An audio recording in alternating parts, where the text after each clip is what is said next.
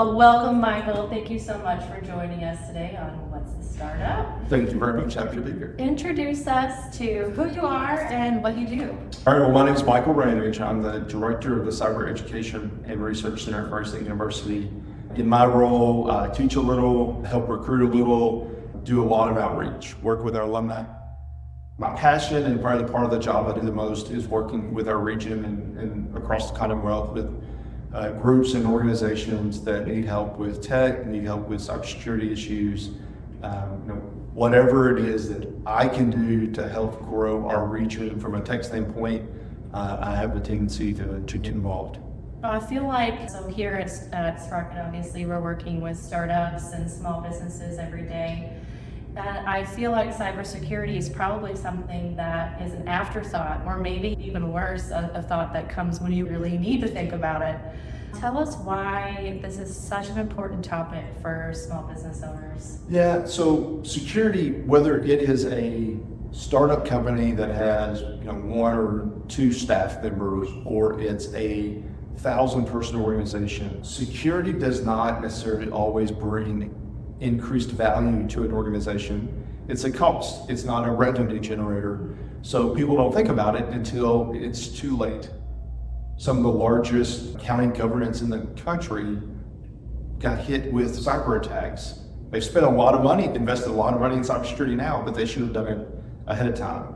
So when a small business is, or a startup is really just getting going, you have only so many dollars.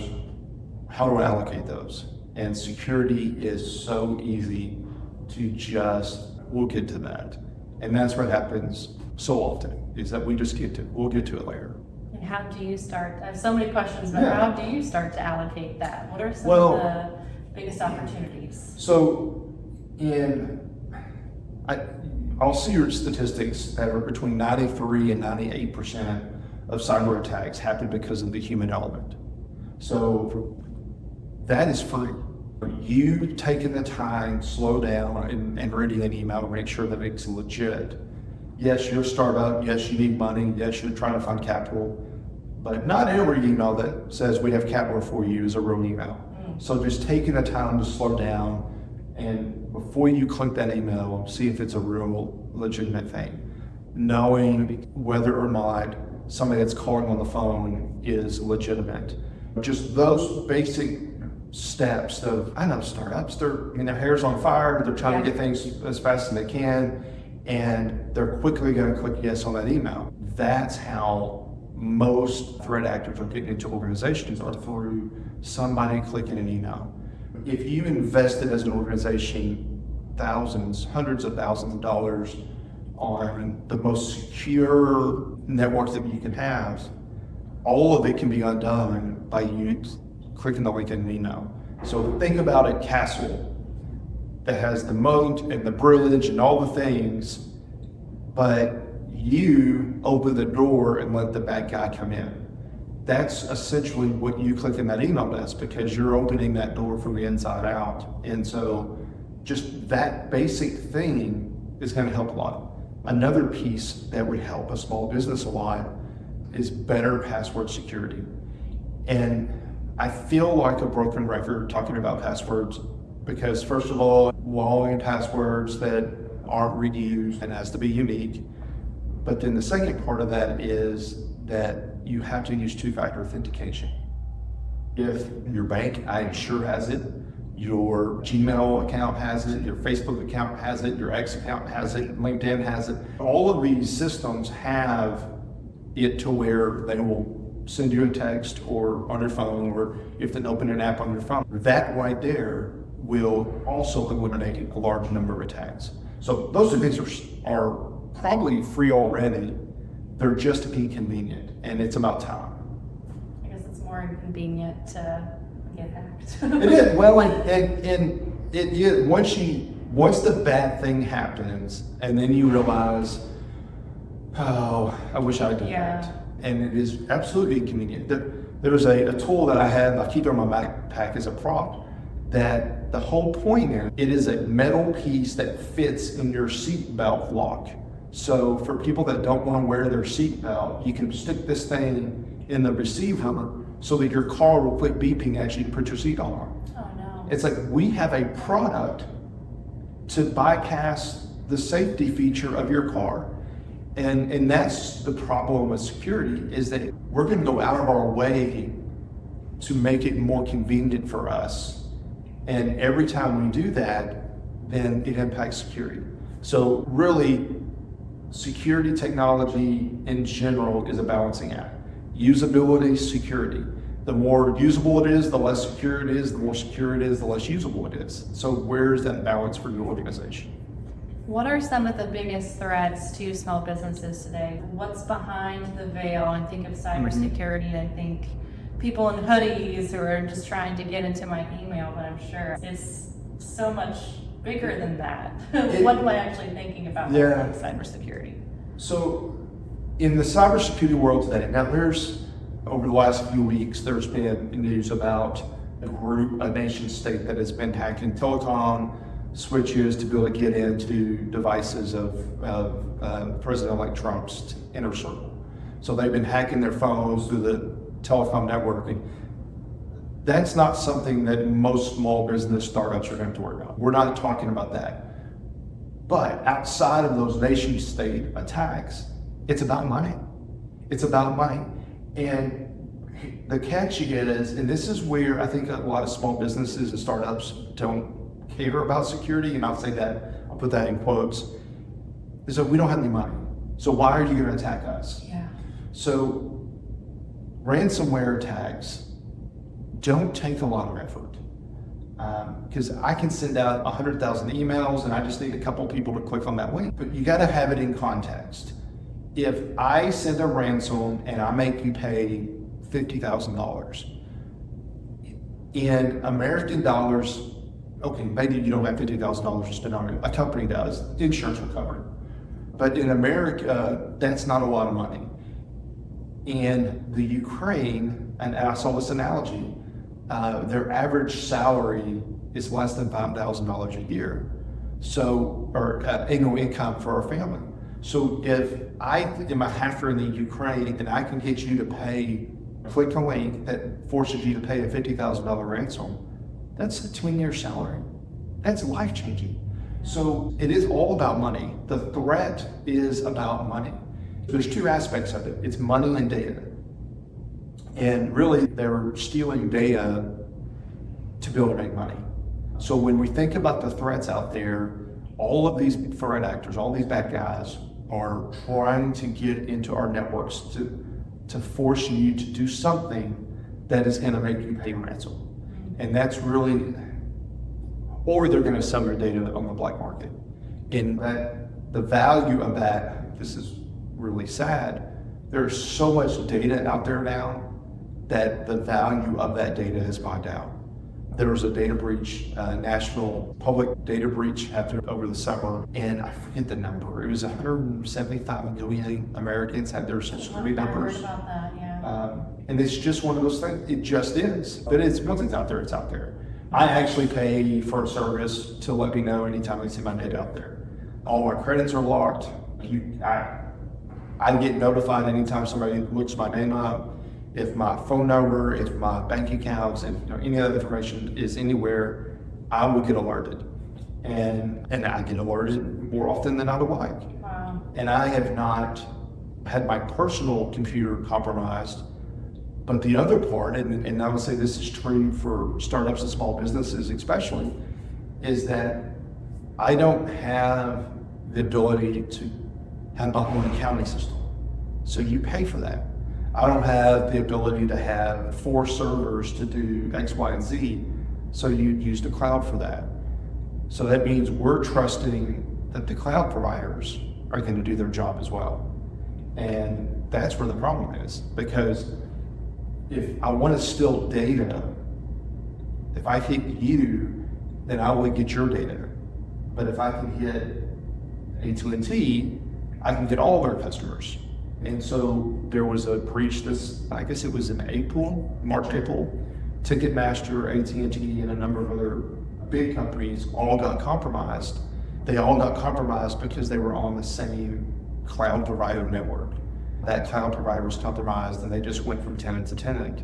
So from a small business standpoint or a startup standpoint, we have to rely on those types of providers because we just can't afford to do it otherwise, nor would I recommend it. But when you're thinking about it, that's still a security element that has to come to mind. What are all the tools that you use that we can be using? First of all, I use LifeLock for more. I was talking about for monitoring. There's a lot that are out there. I went ahead and paid for LifeLock for my family, so we monitor it for all of us. One of the things that I highly recommend is a password vault, a password manager. Put it in context.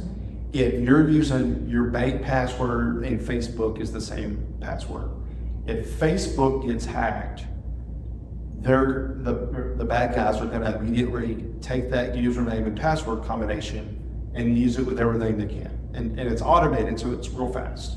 So if your bank password or your email password are the same as your Facebook password, and that system had a password data breach, then essentially all your passwords, everywhere you've used that, is no longer safe. So the uniqueness of the password is really important. Wow, I have 700 passwords, and I can't remember all those. So I use a password manager, and I do it a secure way. There's a password to get into the password manager, but that's one password I have to remember, not 700. So those two tools, my very first thing I would say are to do those two things. If you are the victim of a data breach, then you're going to get Equifax credit monitoring for a couple of years, or one of the free credit bureaus. That's fine, but I like to take it a step further and just be extra safe. So those are the first two things that I would say, and they cost not much. You can do both of those things for less than $150 a year. What's the vault that you use in the last? I use 1Password, LastPasswords. Okay. I am extra security cautious, so I don't, on 1Password, I don't actually use their cloud. I use my personal cloud. So it's on my phone, it's on my iPad, it's on my computer, it's everywhere on all my devices, so I can get access to all my passwords. But it's not stored in 1Password's cloud, it's stored in mine. So now if you break into my cloud, you're going to be looking for my password file. But even it's encrypted, and you have to have a password to get in it. So there's a couple of layers that I use, but frankly, all of those are better than nothing. So those are a couple tools that I always recommend to people to use, because I think those are certainly helpful. I guess the one thing I would say to a small business or startup, and this is true for local governments, Paducah has a department for IT, but a lot of city county governments don't. And a lot of small businesses don't. A lot of startups don't. That if I can help point them in the right direction, I am always willing to do it. I'm not an IT company. I'm not a security provider. We have a ton of really good ones in our region. Actually, we have more strong IT companies in our region than our population says that we should. But if they want to talk to me, because I'm not trying to sell them something, I'm always happy to point them in the right direction.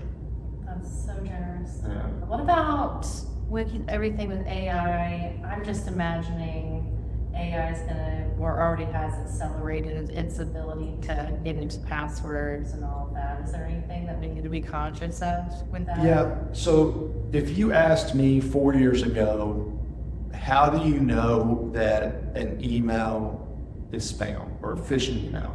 First of all, I don't know any Nigerian princess, so that one we can write off. But beyond that, they always said typos. Look for typos, look for misspellings, look for bad grammar. And that was true. With AI, you have no excuse. You and I have no excuse, neither do the bad guys. Yeah. So just on the surface, what it has done is even crafting the phishing email to be better. And phishing emails are still going to be the number one way they get in. Still your password, get you to click a link. That's going to be the number one way they get in. So it's still going to be that issue, but now their emails are really good. Beyond that, you can, on the good side, you can utilize AI to analyze a lot of data and to create some really cool tools based on the data it provides. And some of the MSPs in our region have talked with me about some of the things that they're doing. It's really cool. It's one of those work smarter, not harder. Same thing's true on the other side, on the bad side. They're using it to analyze these same things to find better ways to attack us. Ultimately, it's a business. Ultimately, these are criminal gangs that are in it to make money. And so they're always reviewing their processes. And I mean, it sounds wrong, but they're trying to make their product better every time. Now, their product is to steal money from us, so it's criminal, illegal, despicable, illegal activities, but they use Salesforce. They're using all these tools, and because it's a real business for them, it's just illegal. They've got SOPs. They do. They really. They are. For example, states have started. Kentucky's not one of them yet, but some states have started making it illegal for you to pay a ransom. So if you get hit with a ransomware attack, you cannot pay, or it's strongly discouraged. Something like North Carolina, one government aren't allowed to pay. Private sector can do what they want, but where they're really being discouraged, they're like, okay, so what do we do to make it more likely that you're going to pay? I know, we'll steal your data. So they steal your data, then encrypt it, and then if you don't pay, not only will they not decrypt your data, but then they're going to release your confidential information online. So now it's a double whammy, a double ransom. Just all of those pieces together, AI makes it easier for them to collect data from you and to figure out how best to utilize it to compromise you. On the flip side, if you look at security tools, every security tool that's out there, I won't say every, it feels like every security tool that's out there has some AI element that's built in. And in fairness, AI didn't start with ChatGPT. It's just the public awareness started with ChatGPT. But it is, how do you take it to analyze a lot of data? And how do you prompt it to create usable perspectives of this data? Good guys are using it just like the bad guys. The only difference is, hopefully, the good guys are taking into account privacy components. The bad guys don't necessarily have to worry about that. So is AI going to make it easier to steal passwords? Yeah, I'm sure it will. Quantum computing, there's a lot of those pieces that are going to make it encryption not as strong, but as much as we're using it to help analyze data to protect us, they're using it to analyze data to attack us. So this is a side question, but so if we are attacked and we see a ransom and we pay it, how will we even know that they didn't just write down our information anyway and still gonna do something with it? That's actually a very good question. When ransomware first started being a thing, people would ask, why would I pay? What makes me think they're actually gonna decrypt my data? Yeah. And the answer was, at first, other people had done it and tested it, and security researchers would do it on purpose just to see what would happen. But they were honest bad guys. They were illegal, but you would have to receive the service that you paid for. And they were doing that. Yeah. So then it became, all right, so that works. So they continued on with, if you provided a service that somebody paid for, there's trust that the next person would do it. Then they actually even took it to a step where they will negotiate with you on that ransom. So there's actually, someone puts together a life cycle for ransomware attacks, and there's a negotiation component that goes into that. But then they started stealing that data, and they would put it out. If you didn't pay, they would put it out. So it's, if you don't pay, we're doing this.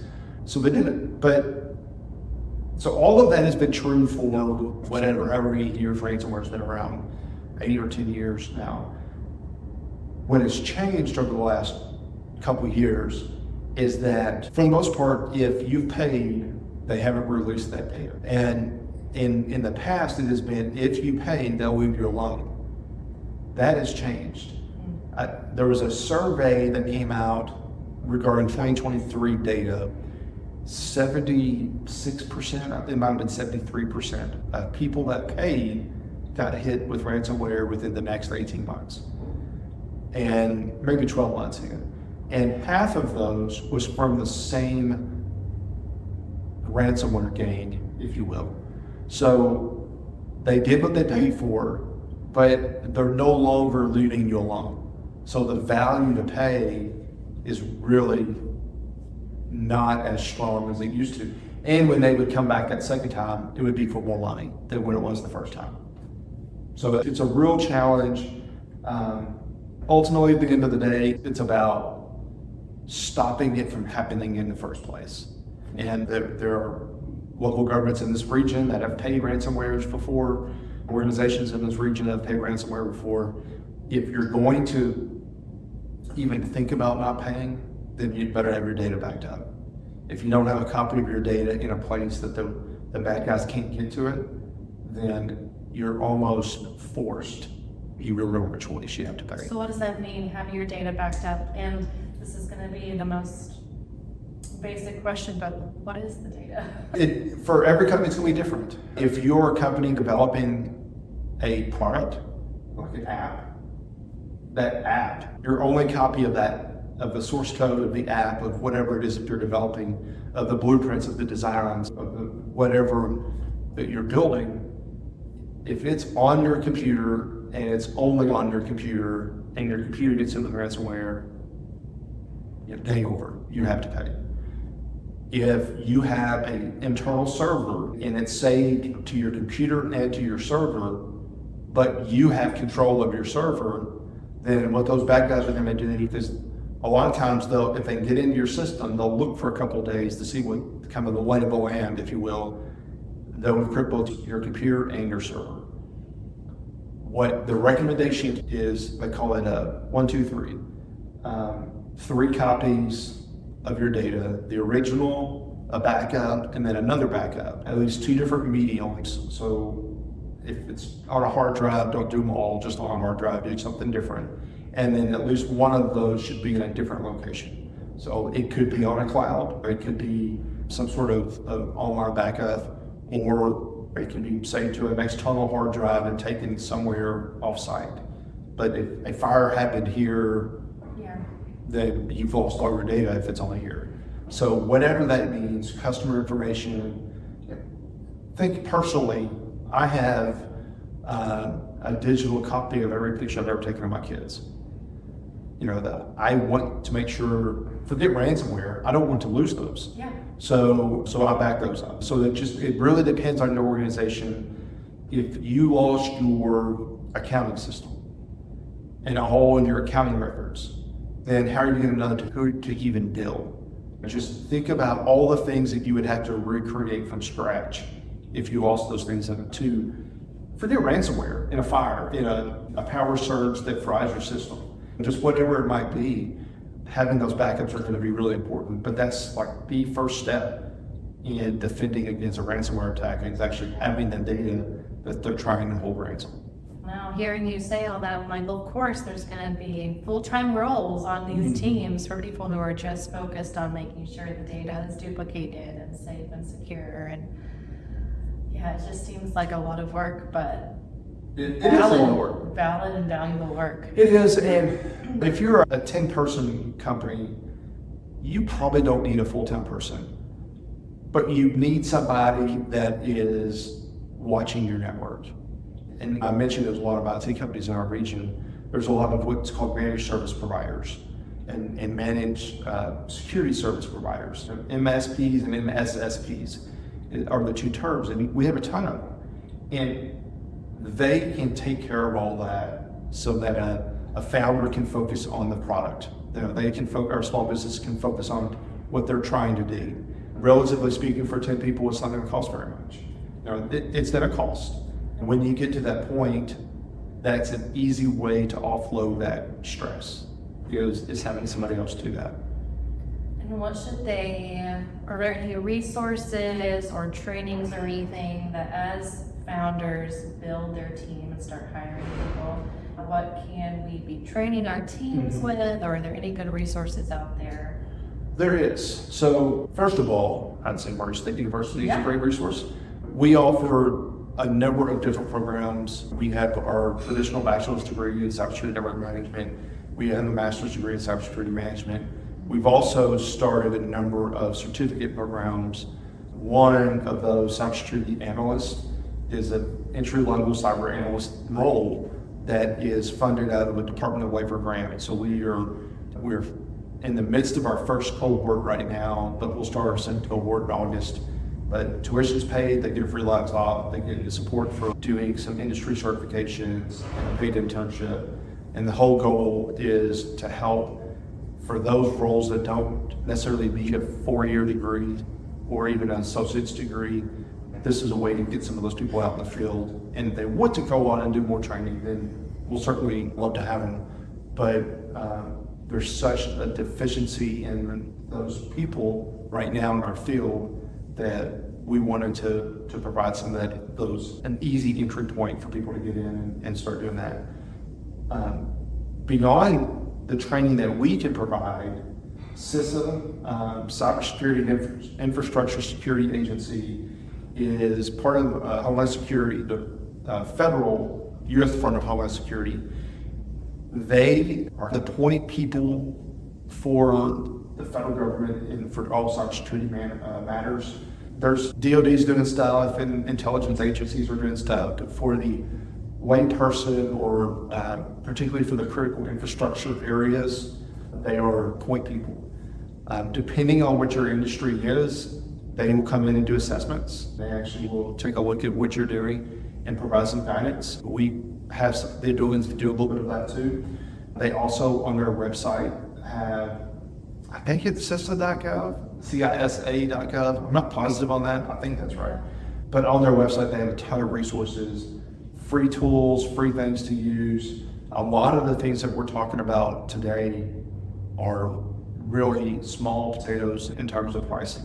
We haven't talked about firewalls. We haven't talked about what's called a SIEM, a security event and incident manager. We haven't talked about massive intrusion detection. We haven't talked about all these things, which are all great, but all cost a lot of money. What we're talking about are the small things, the baby steps to get you going. And when I say baby steps, I don't mean that your company is immature. What I mean is that your company is trying to prioritize where we go. And then the other thing that CISA would have are some policies. Policies, I enjoy policies. I Enjoy a good policy. I know, I do. I enjoy that strategy side of security.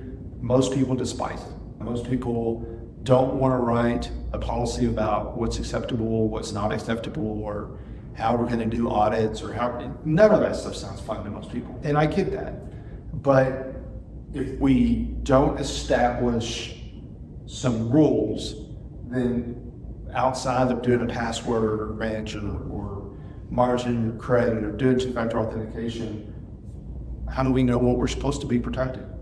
And it might be as simple as any cybersecurity framework, and there are a bunch of those out there that you start with, answers the question that you asked a little bit ago, was what are we protecting?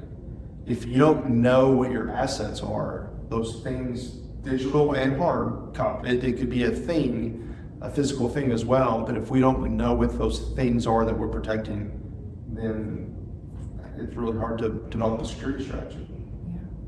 And I can imagine people might think, for example, like a good policy is just my employees can't use ChatGPT. They are going to use it they're going to find a way to use it.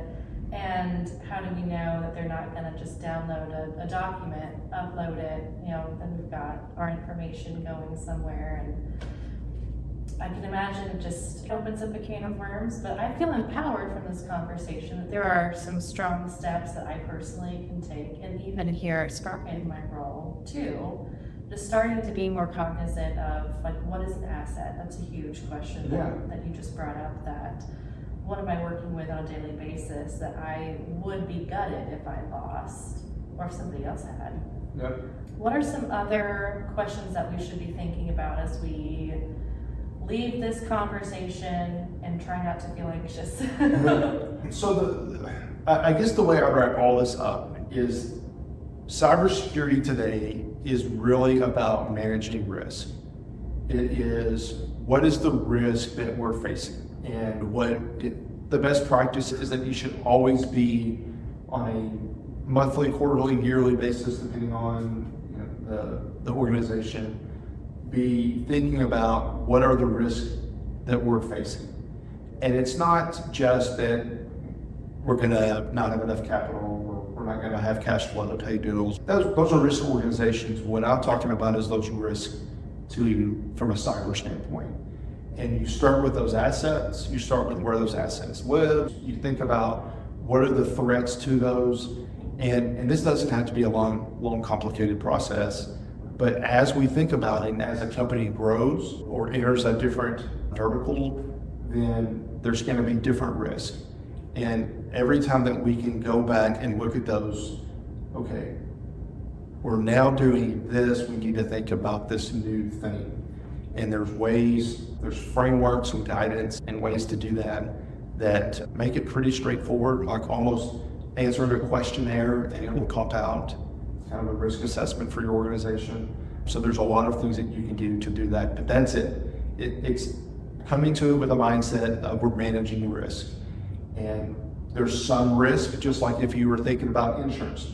It depends on the value of the asset, it depends on your risk appetite. There's a lot that goes into that question. Same way with cybersecurity. It is, what was the asset worth and what's your risk appetite? And then you go from there. And the passwords, the two-factor authentication, some of those things, don't click the link. That's probably the biggest one. Don't click the link. Don't click the link. Yeah. That's the headline about it. That is, don't click the link. Just those things can reduce that risk. So there's those basic things that we can do that don't cost a lot of extra money, that it's blocking and tackling. All right, so walking away from this, I'm getting LifeLock. I'm using LastPass for everything, or 1Password, you said. I'm setting up two-factor authentication for everything. I'm defining my assets. I've been taking notes. And, what was the last one? I'm making backup copies for my backup copies. Is there anything else? That's it. All right. Yeah. Michael, thank you so much for taking some time to chat with us and help us to get more prepared for managing our own risk. Happy to help. Thank you.